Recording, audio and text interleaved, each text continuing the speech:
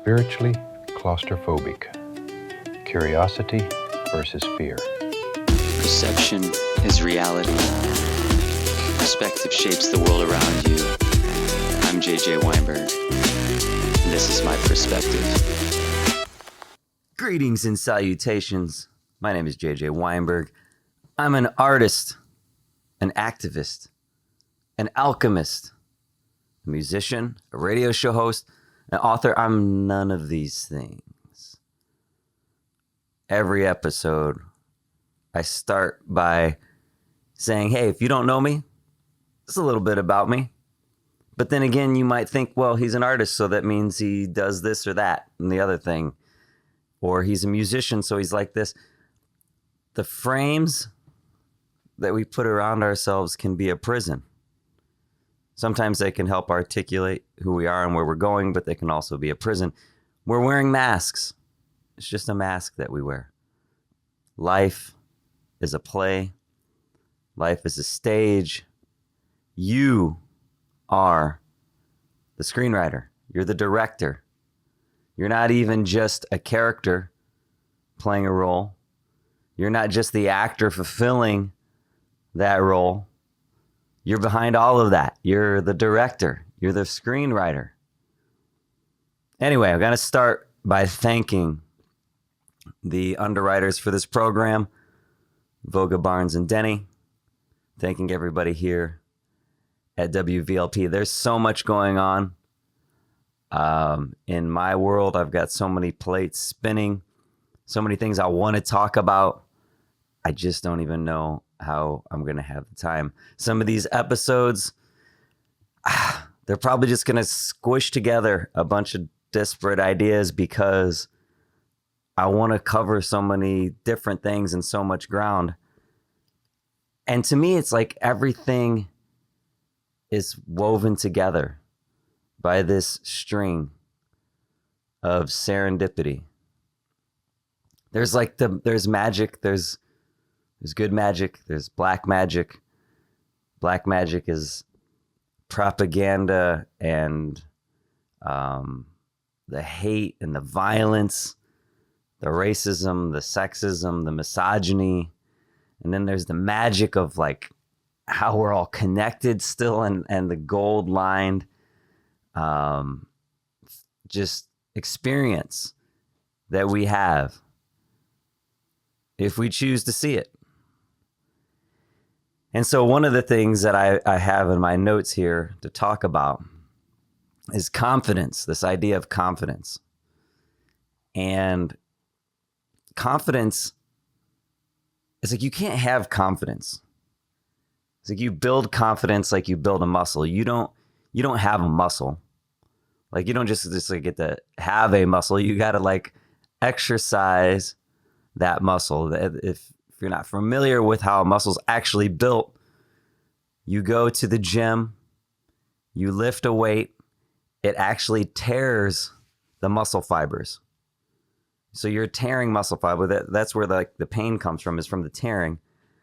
And then with the proper nutrition, the proper proteins, and the proper rest, that muscle re-heals. And as it re-heals, it rebuilds, and it adds layers. It starts to build bigger. But the muscle is the result, right? So confidence isn't something that you can just, say, well, let's just have more confidence. Confidence comes later. It's almost like a lie that's sold. Idea like just, people wait to feel ready because they got to have confidence before they move. But really, courage kind of comes before confidence. And the idea of courage, and this is where I'm just saying, like the fabric these ideas can string together in so many different ways. Because courage can mean so many different things. Like to ask a question sometimes is courageous. To ask a question in the face of what your culture, what your tribe is saying that you should believe or shouldn't believe, what your family says, what your friend group says. sometimes just asking a question is courageous. And we'll hopefully get to that a little bit later in this episode about some of the stuff I want to talk about. But courage is acting in the face of fear too. It doesn't mean being fearless. There's a quote about this somewhere by some really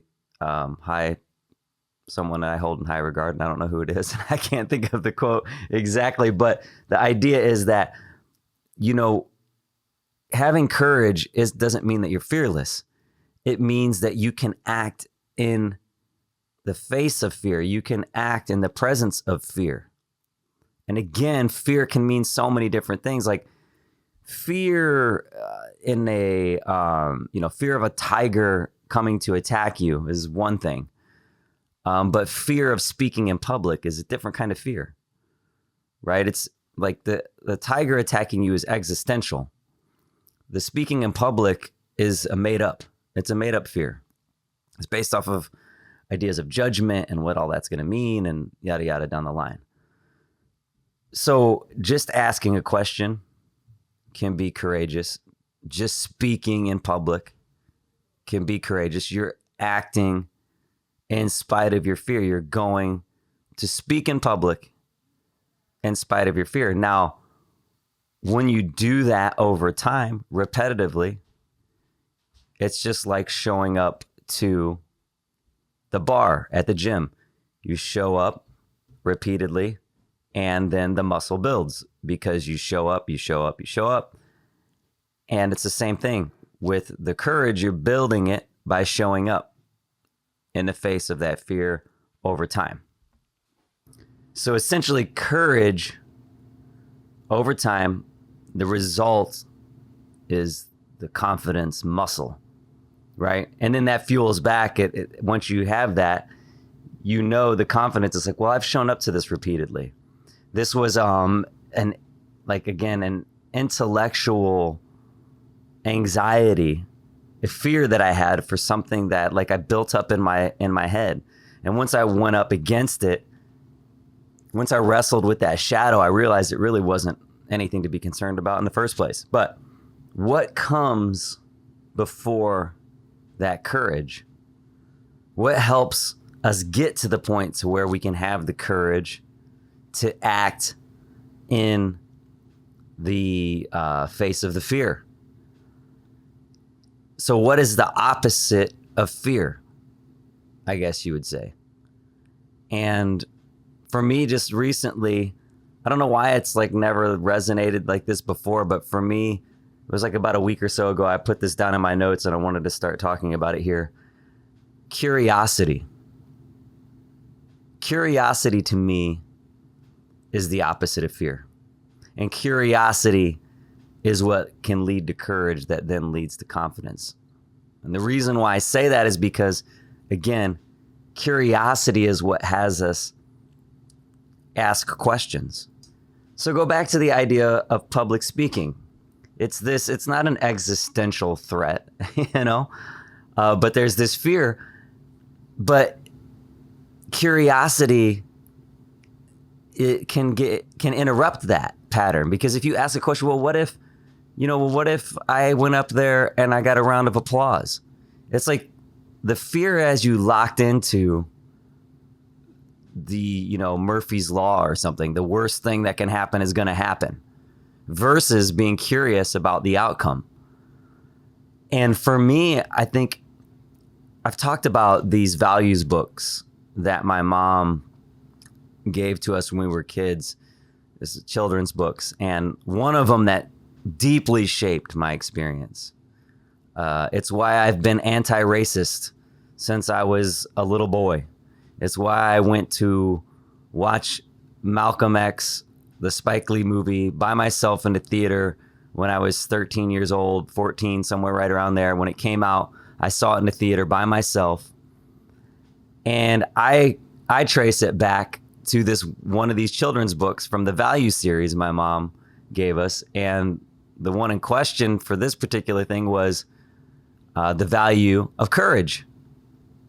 Oddly enough, I wasn't even thinking about it. Like, this, the value of courage. It's crazy that I wasn't even attaching those things until this moment. But it's the Jackie Robinson story, right? And for me, that was everything. Like, that set me on the path of curiosity to why this would be part of any human being's experience. I'm reading this as a little boy, like 7, 8 years old. And I was already mad about this injustice. Reading the Jackie Robinson story, reading how he was treated and the things that he had to overcome. And one of the other values books is The Value of Curiosity. I don't remember who actually is the subject of that book in particular, but I'm bringing it up because curiosity has always been encouraged by my mom. Like, I always had the freedom to be curious. It's large part why I'm an artist, why I'm a creative, why I'm a musician, why I do this radio show, why I write. It's because I've been able to ask questions, and I've been encouraged to ask questions and read. You know, reading these books, it's like I was reading children's books. My mom just the other day, she sent me a post on Instagram. This little boy, he was sitting in front of a pile of books and just enamored by, like, I mean, like probably like an infant almost. And she said it just reminded her of me and that I've always been fascinated by books. And again, it's that curiosity. What really bothers me so much about our society and our culture is the lack of curiosity. Just the lack of wanting to know. People trapped in their tribe. It's so crazy to me. Like, you don't want to read. You don't want to look at, I'm looking at these books on the shelf in front of me right here. I'll just name a couple of them for you. A History of the United States, These Truths. It's by Jill Lepore. The Voice of Khalil Gibran. Gurdjieff's Beelzebub's Tales to His Grandson. What's this one? The Secret Teachings of All Ages. And the First Nations People. Like, Signs and Symbols, a source book. It's just some of the random books sitting right here in my line of sight. And I don't understand why people aren't curious, why they don't want to know more. And I mean, I do get it, because again, fear has us trapped in a tribal perspective. It's like, if we say something that goes outside of our group, and then that takes me again back to reading, takes me back to Orwell, groupthink. If we say something, then that could threaten our social status. And we're still social beings. I mean, I'm not even talking about social media. It's like primates are social animals, no matter what. And the fear is just, and so again, it happens with our states, with our religions. And that's one of those places where, like, for me, in my house with my mom, it was always, even though we had a different background growing up, I had Jewish ideas and hearing about, Judeo-Christian or Judeo things on the one side and then Christian things on the other side. So I had this mix of things happening. And then I started exploring real early on, the secrets of the Far East and the masters of the Far East and Hinduism and Buddhism. And I was curious. I wanted to know, but it's because in my house, my mom just said, God loves you. And, we talk about God on this show a lot. And, I've said this so many times. If you don't define what you're saying, people have different ideas of what that means. To some people, it means a guy in the clouds, a deity, and he's a dude with a beard, and he watches over you like Santa Claus. To other people, it means, the roots of a tree and the branches of the tree and the life force and Skywalker. you know? So it doesn't have an agreed upon definition. And we don't even need to go down chasing out what it means here. All I'm saying is what I experienced is that God is love and God loves me, not like a deity. At the time, that's what I understood it as when I was younger. Of course, you know, I had that perspective, but then it kind of grew to just like love, life loves you. If you say it simply like that, we'll take out the God word and just say life loves you. If you feel like that at the base of your existence, at the base of what you're doing, it allows you curiosity because you can ask questions. And you're not beholden to a fear of going outside of the tribe, whether it's your religion or your politics. And that's what we see. So many strangleholds by dogma, and the dogma of the left and the right, the dogma of Christian, Muslim, Jew, you know, whatever it might be. But curiosity is key. Like Mark Twain says that travel is fatal to prejudice. We've probably talked about that on the show before. Travel doesn't necessarily even have to mean that you leave the country or your state even. It could mean that you leave your state of mind. Travel. Read a book. You can travel by reading a book. You can travel by watching a film, by listening to someone else's story, right? So confidence doesn't come first.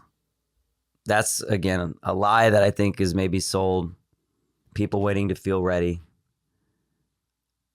Confidence is the earned evidence after showing up. The repetition. We've talked about the crystal here so many times. The crystal of your experience, a pattern of showing up. So confidence is the receipt that courage leaves behind. And again, courage doesn't come from fearlessness, but something like curiosity overpowering the fear. Even like a child touches a stove because they're curious, that they learn the hard way. But an artist paints because they're curious. A scientist breaks reality open because they're curious. Like Einstein said that imagination is more important than knowledge. Einstein, you know, is like one of the epitomes of what we would say of a symbol of knowledge in human beings, as imagination is more important. And so tyrants fear curiosity because curiosity destabilizes control. And so when I'm talking about politics, when I'm talking about Israel, and I'm talking about MAGA, and I'm talking about, the canceling of public media. I'm talking about Bob Ross. You know, when I was a little boy, I said, Mark Kistler from Imagination Station showed me how to draw a spaceship in 3D, and it changed my life. And so without public media, on multiple levels, we have, of course, the media balance of checking facts and holding people accountable. But then on the other side of it, we have just the sheer imagination. Fred Rogers, the land of make-believe. If we don't have those kinds of things, it's easier to manipulate people. Because once a person stops being curious, they're more easily programmable. Viktor Frankl, we've said it here time and time and time again, a human being is a deciding being. One of the last things that they can't take from you is how you will react. No matter what they take, whatever freedoms they strip from you, they can't strip away the way that you choose to react. to any given situation. But Orwell, that's what he was warning about in Animal Farm in 1984. Not just authoritarianism, but intellectual surrender. Giving away that curiosity. Because the moment people stop asking questions, just because questioning becomes painful or socially dangerous or inconvenient, then we start to find ourselves in that groupthink. And that's why, for me, if you say, what's this obsession with Bob Ross? It's not the obsession with Bob Ross. It's imagination. It's curiosity. It's the idea that Bob said, this is your world. And anything you want to imagine in it, you can have. And to me, it mirrors what Christ was saying, what Jesus was saying. Say to this mountain, move, and you can move a mountain. What I said at the beginning of the episode, you are the screenwriter. You are the dreamer. You are the I am technology. And so Bob's entire philosophy was curiosity without punishment. You know, there's a happy little tree lives here. Let's just see what happens. Let's get crazy. You know, maybe this is your bravery test. He would do this thing at the end of the episode. It looked like the painting was almost done. And Sally Shank, she's the director of the Joy of Painting. She said she would just freak out every time he would do it. Like the last 10 minutes or less, he would put this big black stripe down one side of the painting to put a tree like in the foreground. And at the time it looked like, oh my God, how is he going to accomplish this? How is he going to pull it off?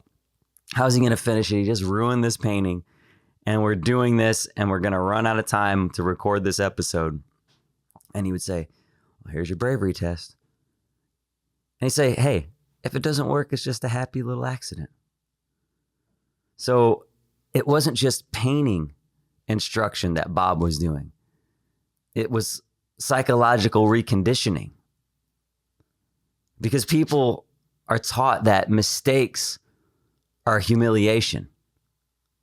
And failure means identity collapse. Uncertainty means danger.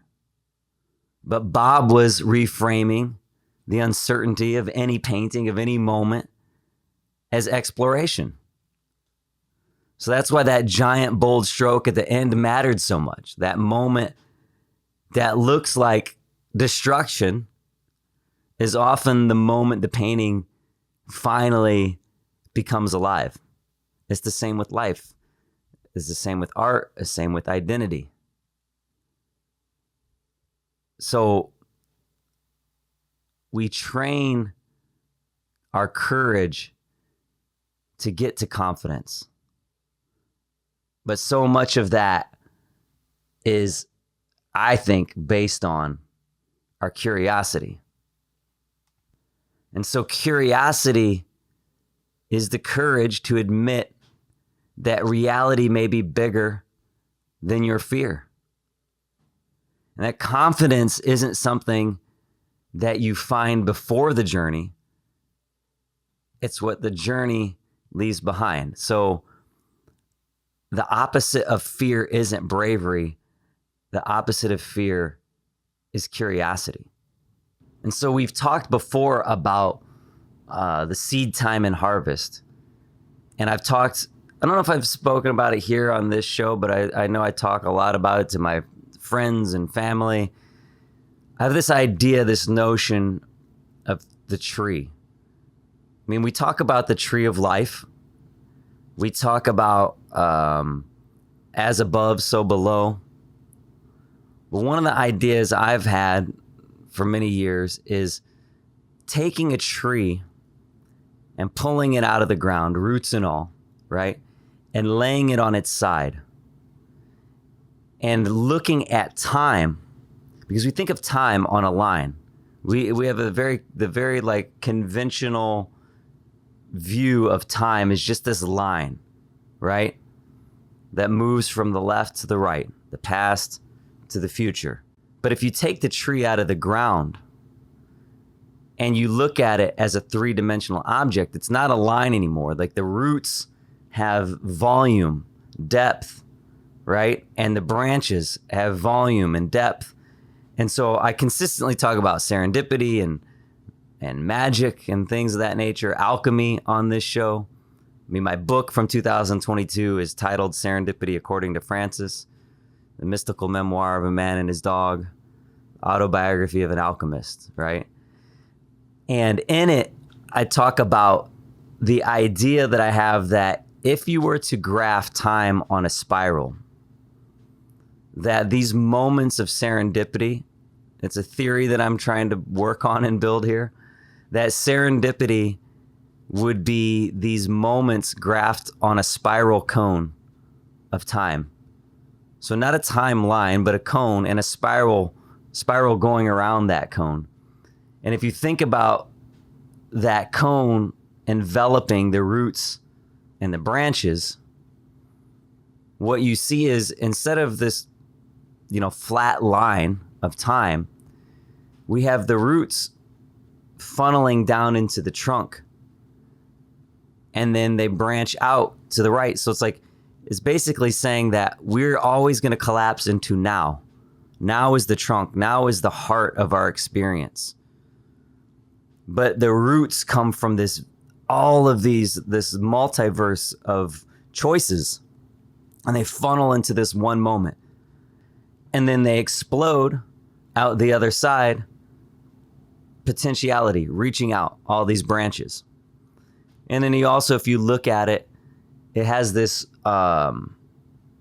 allegory, this visual allegory of your lungs, left and right lungs. You can see the brachial vision there, and your heart at the center. There's all of these things that overlap.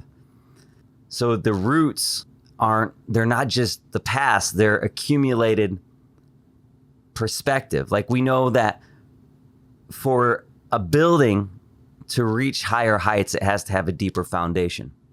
And it's similar with a tree. The roots have to go deeper for the tree to grow larger. And so all of this time, I've been thinking about time and pulling the tree out and turning it sideways to look at it on a conventional timeline. But it's because, again, we think about time. We haven't been curious enough, right? We keep into that old dogma of this time on a line left to right. Time, it would be better for us to think about our experience like the vertical tree. It's the roots coming up and blossoming into the branches and all of the fruits and everything that will come from the branches. But the roots of our experience are where our present, what brings us to our present. And in that present moment, we branch out to wherever, all this multiverse of choices, of directions, of places that we might go. And so time, we come from the earth. We don't come into the earth. We come from the earth. Just like an apple, Alan Watts says this, just like an apple tree apples, the earth peoples. It peoples people.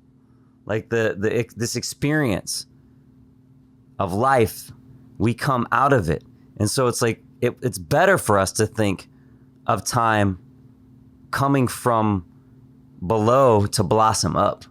I mean, and that's what the seasons show us. It's ridiculous that we wouldn't think of it that way. If you have less roots, not even the depth, but the kind of the width of your roots, the amount that you have, 3 or 4 different roots, not a lot of past options, your branches are going to be also less.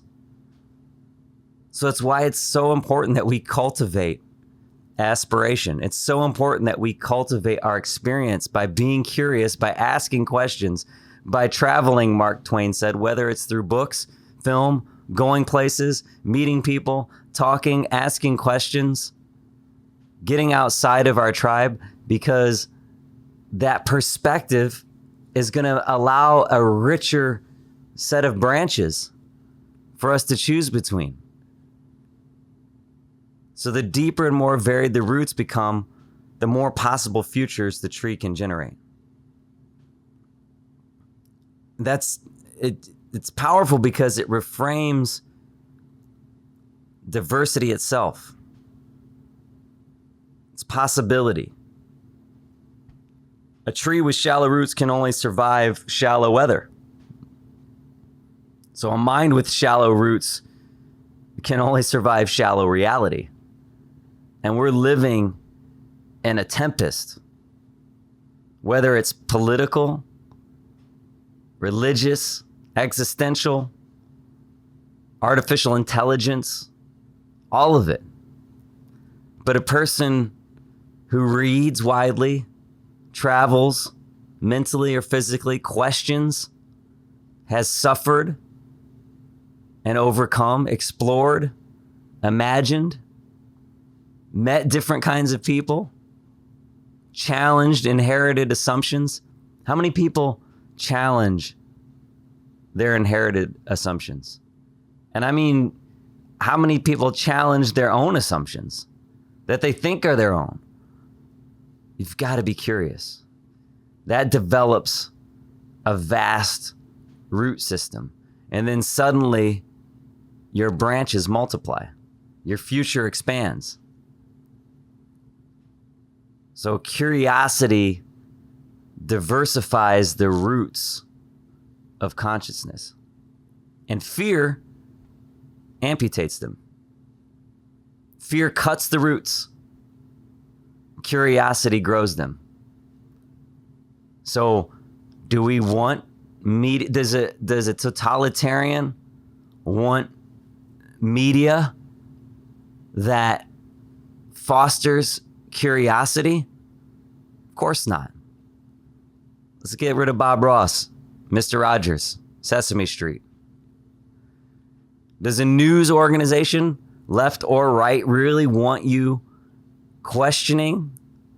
No, they want you to keep buying their narrative. It's a product. That's again, let's get rid of public media because we want media to only be a product. When it's public media, it's not supposed to be a product anymore. Commercials aren't there. They're not the factor. You're supposed to be taking commercialism, capitalism out of public media. Because once fear becomes the governing force, people stop asking questions. They stop exploring, stop reading, stop imagining, stop empathizing, stop risking, and then we stop evolving. The future collapses into fewer and fewer branches. So that's the spiral cone time model. People imagine time horizontally, past, present, future, but this framing is vertical and organic. Roots below, the trunk is now, the heart of your experience, the branch is above. The past feeds upward into the present moment, and the present blossoms outward into possible futures. Just think about how different that is. Something so simple as that. It's the same thing in so many ways, but it's so different. It blossoms, the past feeds upward, not left to right. Roots, the roots of the past move upwards. And it makes now the convergence point of all the roots and the launching point of all the branches. So curiosity is sacred because curiosity is how new roots are formed. And because then we talked about this before. I said that we can change the past from the present. That forgiveness is a DeLorean. Forgiveness is a time machine. You had something happen to you in the past. It jaded your experience. You got curious about what it could mean. You even said, maybe I needed that. As tragic as it was, it put me in a position to be able to empathize with this person, to do this, to create this piece of art, whatever it was, to help someone else. And I want to forgive that. I want to forgive this person that did this transgression to me. Now you changed the past from the present. So you changed what that root means. And it's like that root expanded because it has a different meaning from your present. You gave from the present, you changed the meaning of the past. So curiosity, every question is a root extending into unknown soil. Every question is a root reaching into the dark. And curiosity is the root system of possibility, of the branches. So information and imagination, sometimes they can contrast. Information alone doesn't create wisdom. And the roots, they aren't storage bins, they're living networks. Again, that's why Albert Einstein was saying imagination is more important than knowledge. Knowledge is accumulated material. Imagination is what allows us to recombine it into new branches. And like children, imagination, Mr. Rogers, we leave that behind. Again, go back to something that Jesus says in the Bible, except as a child, you shall not enter the kingdom. The kingdom of imagination. King Friday. The land of make-believe. Children are naturally root-seeking organisms. It's why a child asks why. What if? How? Who said? What's over there? But authoritarian systems, political, religious, again, we're talking about AI, algorithmic systems, culture, they often survive by punishing root growth because curiosity destabilizes rigid power. So my values books from when I was a kid, that's why they mattered so much. This Jackie Robinson book that sits in my studio informs my paintings as an adult man. These systems taught children that exploration is safe. Bob Ross, Fred Rogers, Imagination Station, PBS, Sesame Street, Reading Rainbow. Modern systems, they often teach that exploration is dangerous. And that's a deep tragedy. It's not just political division. It's not just propaganda, but the systematic shrinking of the capacity of imagination. A civilization without curiosity becomes spiritually claustrophobic. And I link it back to my mom leaving notes that just said, God loves you. This idea that I was loved no matter what, that love was an unconditional part of my experience. It allowed me to question. It allowed me to question my religion, my experience. I stayed curious. And one of the things that not a lot of people know, if they're outside of the Jewish experience, is that this is one of the main tenets of Judaism, to question. And it's another part of the reason why I have that inclination to challenge and to question and to have curiosity. I've seen it so often at scale in the United States. We don't know our own history. These truths, that book I told you sitting right in front of me, Howard Zinn's The People's History of the United States of America, the things that people don't know. Another really good book is Lies My Teacher Told Me. And I promise you, what we don't know about our own history, we know even less about other people's history. But yet we have these tribal expectations and programming, the religions themselves. One of the things in my experience, my mom says, God loves you. So I'm curious. So I want to ask questions. Well, what's this mean? Well, why is that the case? Maybe this is wrong.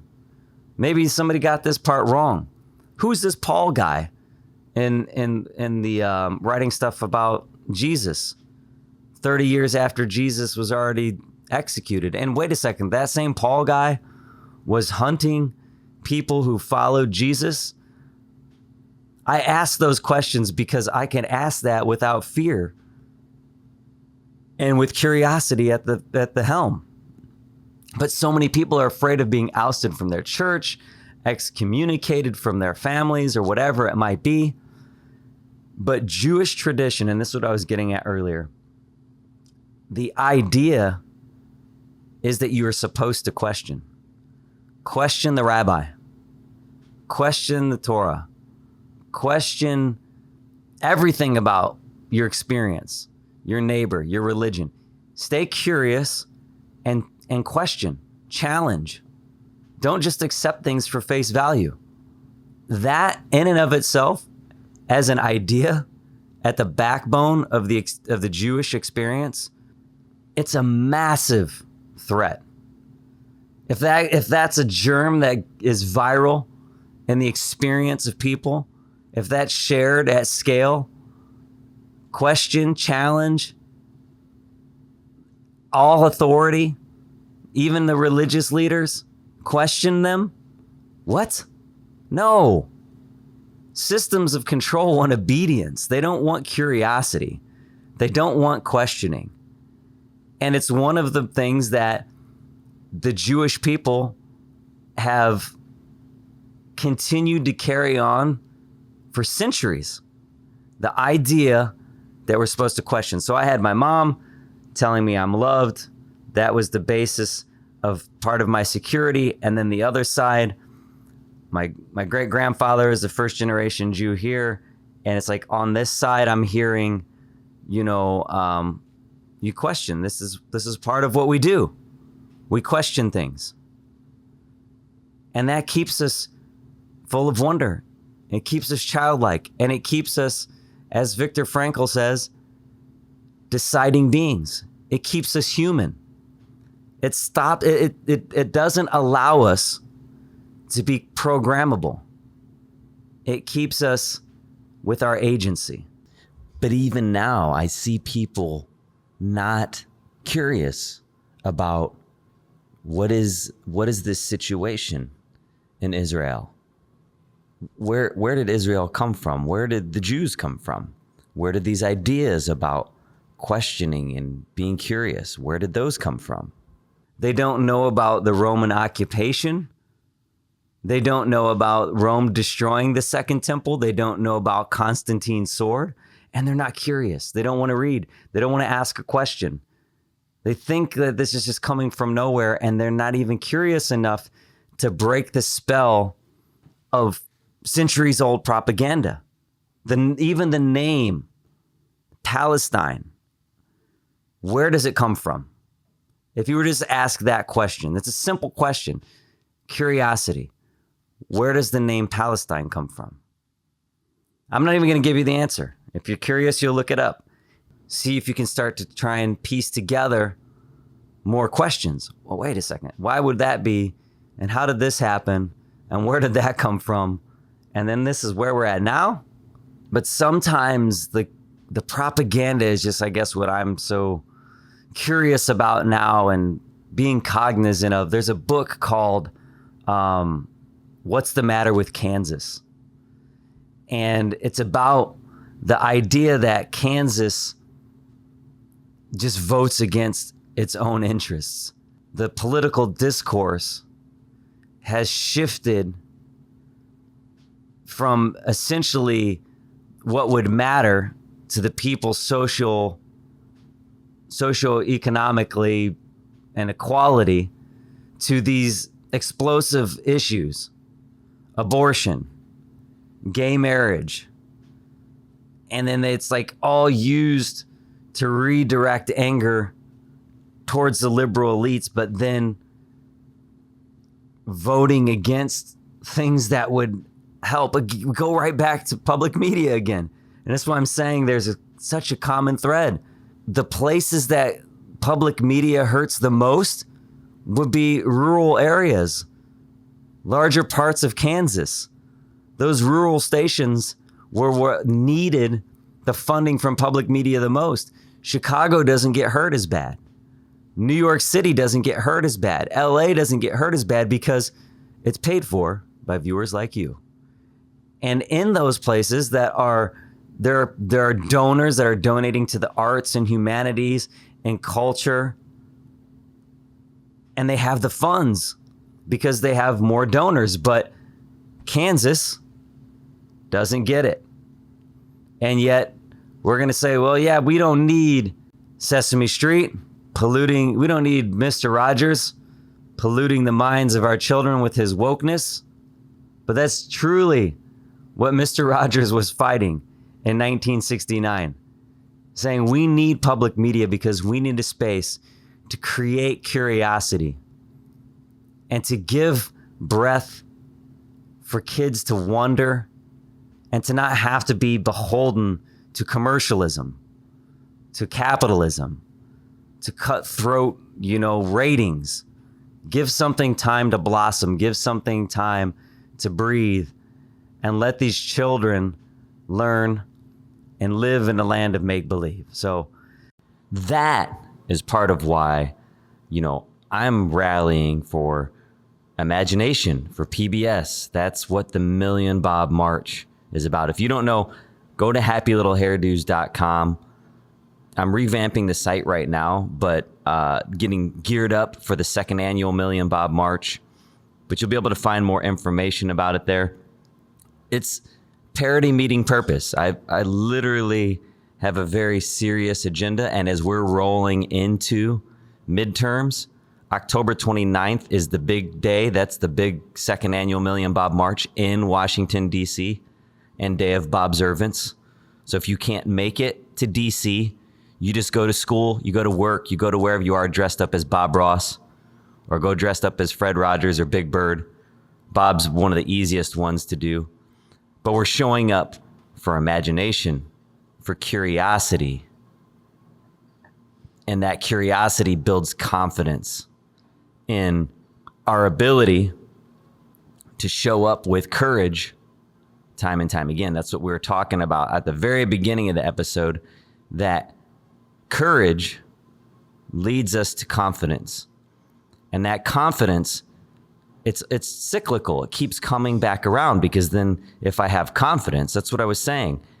In this Judeo-Christian space that I grew up in with books and creativity around me, my mom said, "You're loved." And I had confidence because of the love. That was the seed planted in me. And very much the Jewish experience is about question, have that curiosity. So both of those things were fostered. If you don't have that confidence, you're more easily manipulated, controlled into a tribal situation. Like even Jesus says, leave your family and follow me. The me he's talking about is curiosity in my mind. Leave your family is not even just your family, but it's your tribe. It's the familiar. Familiar has the same root word. But just be curious. I mean, we like AI earlier, we said knowledge is accumulated information, but imagination is what allows us to recombine it. And we've talked about AI so much here, and that's one of the things. AI is the roots of language, artificial intelligence, large language models. It's based on what we've done, but it doesn't have imagination to recombine, to recreate. And that's again why Einstein was saying imagination is more important than knowledge. And the antithesis of all this, again, is fear. Fear is tribal. It's one of the deepest truths that we have to confront. Fear tells us, stay inside the familiar, stay inside the cave, stay inside the flag, stay inside the denomination, the algorithm, stay inside the party, stay inside the tribe, because the tribe feels safe, especially to early primate brain. And the moment you step outside of it, uncertainty appears. And uncertainty terrifies people. But Mr. Rogers, Bob Ross, Sesame Street, Reading Rainbow, books, The Never-Ending Story, Back to the Future, like, for me, these are big things, right? The curiosity, the painting, it tells us, no, uncertainty is where growth lives. Bob Ross understood that. Jesus understood that. I call Bob the patron saint of paint. Move this mountain. Jesus said it. Bob said it.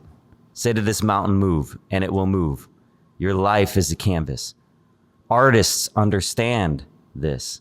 Mystics understand this. Children understand it naturally before the world beats it out of them. And again, this is why public media is so important. Mr. Rogers, Imagination Station, things of those nature. We need that kind of programming going into the future, for future generations, for the children.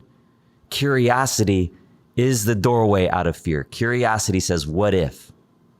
What happens if I try? What if the thing I fear is actually the thing that frees me? And the moment curiosity begins, imagination follows. Imagination is curiosity extended outward. Curiosity opens the door. Again, Jesus, knock on the door and it will be answered. Imagination walks through it.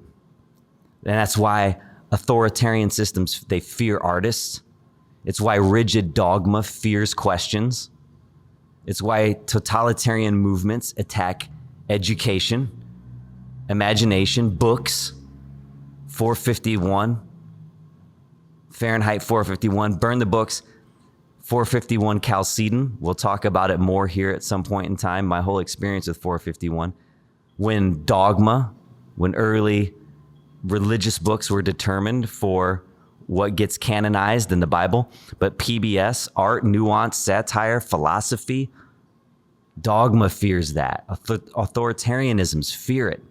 The curious mind is difficult to enslave because curiosity destabilizes control. So the moment human beings ask why, we start to say, wait, who benefits from this? Who told me this? What if they're wrong? What if I'm wrong? What exists outside of my tribe? Then the control starts slipping, not because curiosity creates conspiracy. We're using a lot of C words here: courage, curiosity, confidence. Conspiracy doesn't need to fall into this group of C words. Curiosity paired with reason, here's another C word, creates consciousness. And that's different. We should question the media, question the state, question religious institutions, question political parties, even question ourselves. Because reality isn't real, it's a frame. That's why at the beginning of the show I say I'm all of these things and I am none of these things. But certainty without examination becomes fanaticism. And again, I feel like that's one of the reasons anti-Semitism has persisted through history, because Jewish tradition carries something deeply dangerous to authoritarianism. Questioning. We question the Torah, we question the rabbi, question God, debate the text, argue with the interpretation, wrestle with the meaning. The wrestling, it becomes survival, not WWF wrestling, where we go into these caricatures, not Vince McMahon influencing the current administration and Linda McMahon being the head of the education. Again, we talked about it, an attack on education, groupthink, why books become dangerous. But the Jewish people survived exile, diaspora, persecution, and empire partly because questioning remained inside the culture. Curiosity became adaptive and resilience. It became spiritual survival. And that's why that spirit exists. We talk about Viktor Frankl surviving Nazi Germany, even in the camps, even in Auschwitz, the question remained, what meaning can still be made here? Man's Search for Meaning, his book. What freedom still exists inside of me? What can suffering teach? The questions kept his soul alive because questions create pathways, those branches. Every question is a root reaching deeper into reality, and the deeper the roots, the greater the branches. That's why we keep returning to this image of the tree. Not thinking left to right, past to the future, moving up. The past exists below us, the ground of our experience. Memory, pain, books, stories, ancestry, suffering, art. I'm going to talk here in a future episode about some of my legacy, some of my art being destroyed, thrown away. And the reality of it is that it was questioning a narrative about Coco Chanel, who I learned in, I think it was 2018 or 19, was a literal Nazi spy. But all of it feeds upward into this present moment. And from this moment, the branches spread outward into possibility. The future blossoms from the roots. So fear cuts off your roots. It also cuts off your future.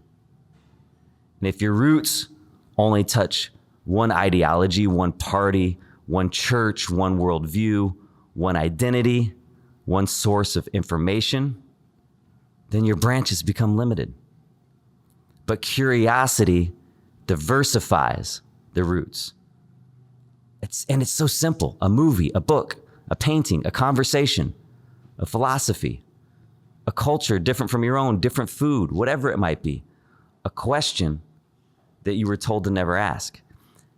Every root creates another possible branch, another world, another version of yourself in the multiverse. Again, my happy little hairdos people don't get it. What I'm saying is even your hairstyle, like Bob chose to not cut his hair to save some money, right? And that fro created a whole life for him, a whole world. It's one of the reasons why we remember him still. It's string theory. It's a multiversal pathway that opened up in the barber shop. It's part of what the analogy is. I mean, it's like string theory, almost like multiversal pathways opening outward through consciousness itself. The more curious you become, the more realities become available to you. Imagination, like we said before, it rearranges information into new worlds. That's what artists do, and why artists are dangerous, because they reveal that reality can be reframed. That's what Bob Ross was really doing. In Bob's world, uncertainty wasn't punishment, it was exploration. And most people are terrified of ruining the canvas, the progress that they've made on the canvas of their life. You're terrified of embarrassment, terrified of failure, terrified of leaving the familiar. But Bob just kept saying, we don't make mistakes, just happy accidents. So that's not art instruction, that's spiritual philosophy. Yeah, that's the real battle that's happening right now. It's not left versus right, not red versus blue. I've said it's about the tone of Bob Ross versus the tone of what's canceling Bob Ross. Curiosity versus fear, imagination versus control. Creative consciousness versus tribal certainty. Because spiritually claustrophobic people are easily manipulated. That's why the world needs artists, the world needs teachers, the world needs Mr. Rogers and Bob Ross, and why public media mattered and still matters. It taught a generation of children that curiosity was safe. And maybe that's the greatest act of resistance left, to remain curious and to keep asking questions. Join me at happylittlehairdos.com. Spiritually claustrophobic. Curiosity versus fear. Perception is reality. Perspective shapes the world around you. I'm JJ Weinberg, and this is my perspective.